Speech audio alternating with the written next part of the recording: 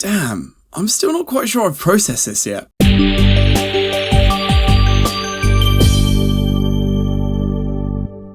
Deadpool and Wolverine. Also Deadpool 3 technically, I guess, although arguably not. I don't know, I'll explain my thoughts on that later. Let's be honest, you don't need a plot summary for this. The marketing has been literally everywhere. I'm genuinely surprised they haven't shown up on my front doorstep to promote this at this point. They have been on every YouTube channel, every TV station under the sun. God, I can only imagine what the marketing budget for this was. But yeah, Deadpool needs to save his world after getting entangled with the TVA and then enlist the help of Wolverine to do so. So to an extent, it's another multiverse story. And by story, I guess it's a fairly shallow story. I mean, once we find an excuse to put Deadpool and Wolverine into the same room, they basically just go, fuck it, and have an absolute party with great comedy and action scenes that come from these two meeting. This is the equivalent of being a kid in a playground with your favourite Marvel toys and just bashing them together. It's so much fun and I had a great time watching it. This movie acts in service of trying to give you some insane scenarios you've never imagined would ever happen. Numerous times I was either dying of laughter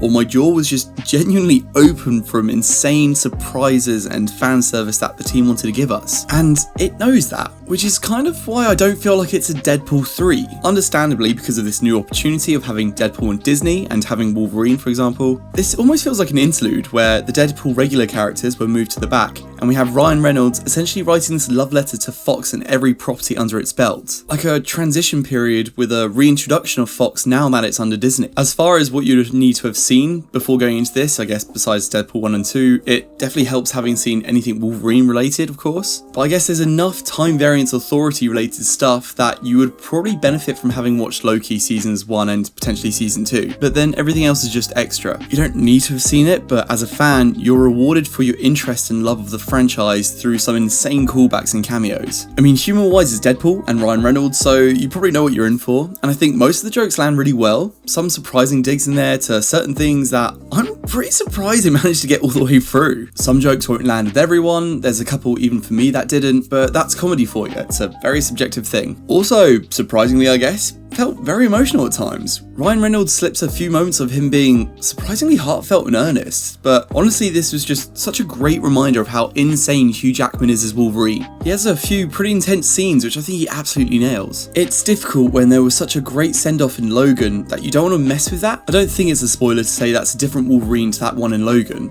and it allows us to savour that movie still and introduce us to a different Wolverine with different problems. And that in a way, I suppose, lets Hugh Jackman explore other areas of Wolverine, like being more heartless or wearing that kick-ass costume. Just 10 out of 10 stuff from this guy, really. I also want to say that the soundtrack was absolutely banging as well. Used mostly in really great times, including a Madonna song at the end, which just fits so well and I really enjoyed. And then as for action, I mean, that was also pretty on point if I'm honest too. Hilariously creative at times. I mean, the opening scene just fucking killed me. Also a creative fight in a car that I really enjoyed. And like I said, it's just playground toy moments. There's just a bunch of crazy shit going down that I'm not going to spoil. And speaking of not spoiling stuff, I'm just going to leave it here. This is an obvious recommendation from me, especially if you're a Marvel fan. It's one that I just really enjoyed and I'm just so glad it was as fun as it was. There's a handful of actors out there that are just meant to play the characters that they did. Johnny Depp as Jack Sparrow, Robert Downey Jr. as Iron Man, and I feel Hugh Jackman as Wolverine and Ryan Reynolds as Deadpool are included in that category.